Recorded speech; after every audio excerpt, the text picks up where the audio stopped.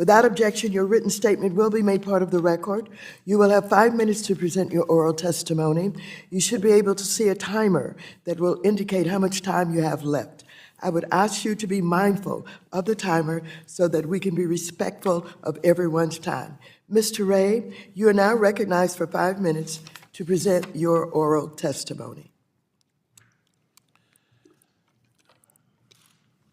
Chairwoman Waters, Ranking Member McHenry, distinguished members of the committee, thank you for your invitation to appear today. I truly appreciate your interest in this matter, and I hope my testimony can be helpful to you as the committee continues its inquiry into the collapse of FTX and the efforts that are underway to help those who have been harmed. I accepted the position of Chief Executive Officer of FTX in the early morning hours of November 11. Immediately it became clear to me that Chapter 11 was the best course available to preserve any remaining value of FTX.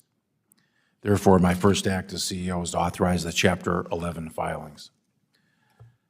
I've implemented a 5-part bankruptcy plan, which is detailed in my written statement.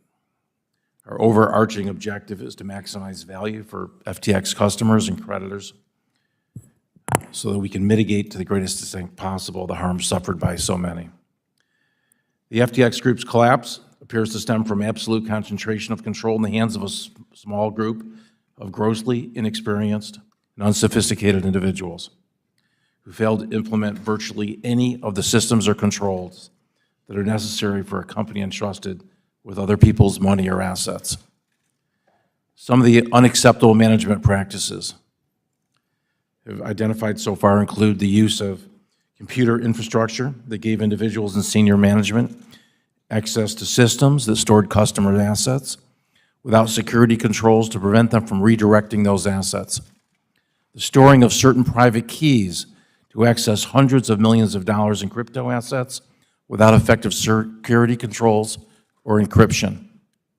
The ability of Alameda to borrow funds held at FTX.com to be utilized for its own trading or investments without any effective limits whatsoever.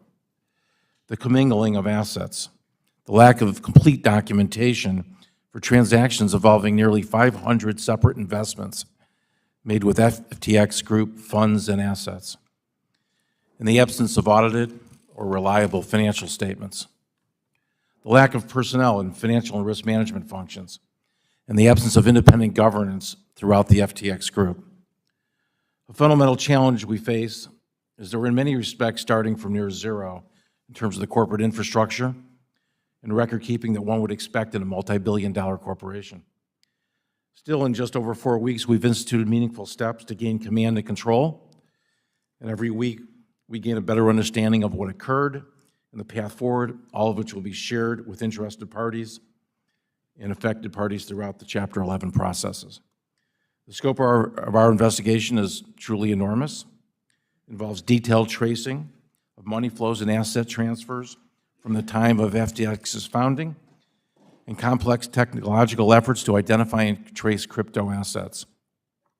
We are in the process of collecting and reviewing dozens of terabytes of documents and data, including billions of individual transactions.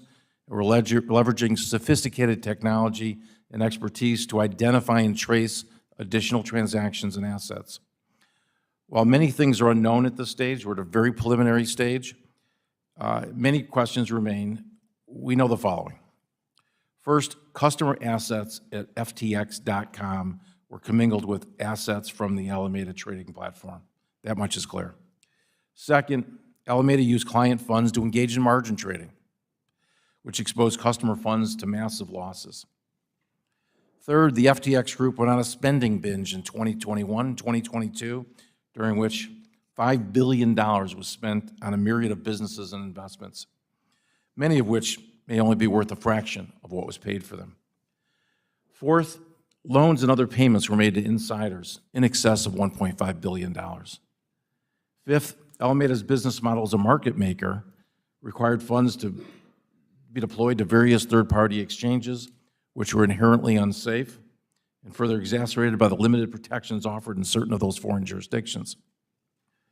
I know that resolution of the Chapter 11 process, as well as the investigation into the causes of the FTX Group's collapse, are of keen interest to this committee and to your constituents.